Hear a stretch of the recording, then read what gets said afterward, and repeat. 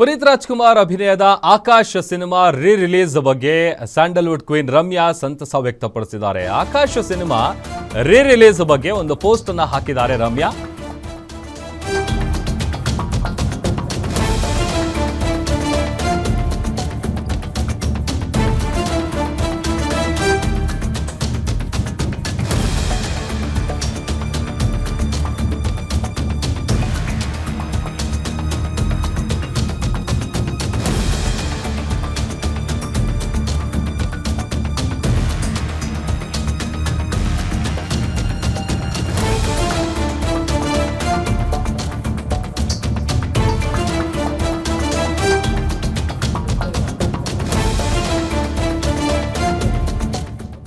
ಪುನೀತ್ ರಾಜ್ಕುಮಾರ್ ಅವರು ನಾಯಕನಾಗಿ ನಟಿಸಿದಂತಹ 5ನೇ ಸಿನಿಮಾ ಆಕಾಶ್ ಅಪ್ಪು ಅವರ ಹುಟ್ಟುಹಬ್ಬದ ಪ್ರಯುಕ್ತ ರಿಲೀಸ್ ಆಗ್ತಾ ಇದೆ.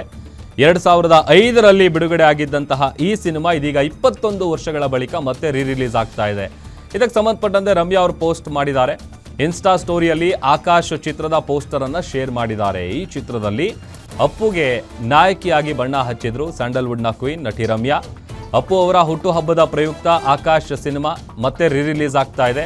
21 ವರ್ಷಗಳ ಹಿಂದೆ ಅಂದರೆ 2005ರಲ್ಲಿ ಈ ಸಿನಿಮಾ ರಿಲೀಸ್ ಆಗಿತ್ತು. 2026ರ ಮಾರ್ಚ್ 13 ಅವತ್ತು ಪುನೀತ್ ರಾಜ್ಕುಮಾರ್ ಅವರ ಬರ್ತ್ಡೇ. ಹಾಗಾಗಿ ಅವರ ಹುಟ್ಟುಹಬ್ಬದ ದಿನ ಈ ಸಿನಿಮಾ ಮತ್ತೆ ರಿಲೀಸ್ ಆಗ್ತಾ ಇದೆ.